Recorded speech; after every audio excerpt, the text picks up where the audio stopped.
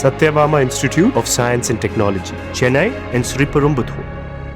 தமிழ்நாட்டில் கூட்டு களவாணிகள் எல்லாம் ஒன்றாக சேர்ந்து குழந்தைகள் என்ன படிக்க வேண்டும் என்பதை தீர்மானிப்பதாக பாஜக மாநில தலைவர் அண்ணாமலை காட்டமாக விமர்சித்திருக்கிறார். மும்மொழி கொள்கைக்கு ஆதரவாக திருச்சியில் நடந்த பாஜக பொதுக்கூட்டத்தில் அவர் பேசியதை பேச்சு பேட்டி கருத்தில் பார்க்கலாம்.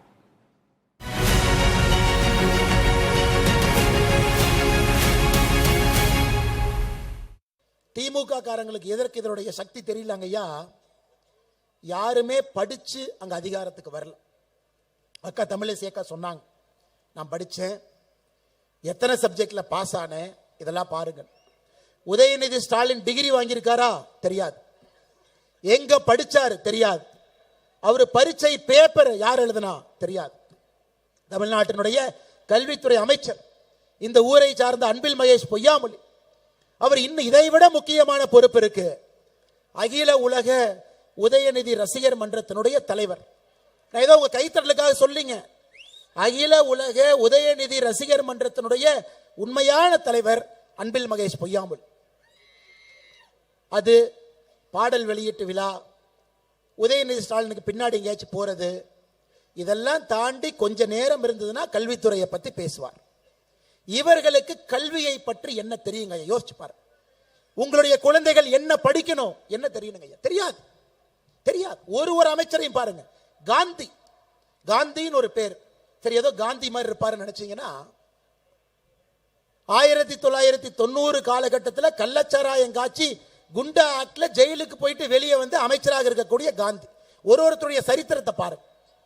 ஒருத்தர் செந்தில் பாலாஜி 5 கட்சி மாறி வந்து சாராய் அமைச்சர், 1.5 வருஷம் ஜெயிலுக்கு போனாரு. அடுத்து 5 வருஷமா 10 வருஷமா நமக்கு தெரியாது ஜெயிலுக்கு போறாரு. அவர் ஒரு அமைச்சர்.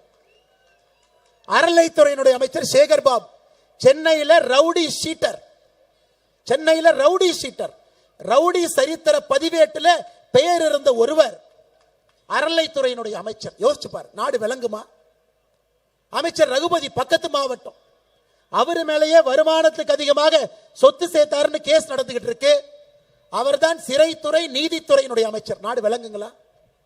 விளங்கு பாருங்க. ஒரு அமைச்சருடைய சரித்திரத்தை பாருங்க.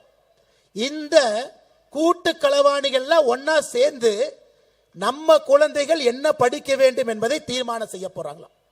ஒரு ரவுடி கிளாஸ் எடுத்தா ரவுடி தாங்க கிடைப்பான், நல்ல ஆசிரியர் கிளாஸ் எடுத்தா நல்ல பையன் கிடைப்பான்.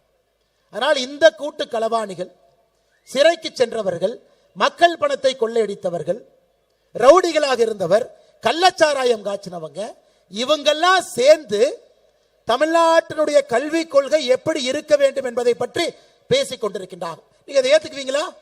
அன்பு சொந்தங்களே, நீங்க அதை ஏத்துக்குவீங்களா? கர்ம வீரர் காமராஜர் ஐயா கல்வி கொள்கையை பத்தி சொன்னா ஏத்துக்கலாம், புரட்சி தலைவர் டாக்டர் எம்ஜிஆர் ஐயா சொன்னா ஏத்துக்கலாம். தன்மை இருக்கிறது. அரசியல் தலைவராக இருந்து அதுபோல் மாண்போடு வாழ்ந்திருக்கின்றார் ஐயா நரேந்திர மோடி அவர்கள். ஒரு கல்விக் கொள்கை எப்படி இருக்க வேண்டும் என்று சொன்னாலும் நாம் ஏத்துக்க போறோம். ஆனா இந்த கூட்டு களவாணிகள்லாம் சேர்ந்து தமிழகத்தினுடைய கல்விக் கொள்கை எப்படி இருக்க வேண்டும் என்று சொல்லிக் கொண்டிருக்கின்றார்கள். அதை எப்படி நாம் ஏத்துக்க போறோம்?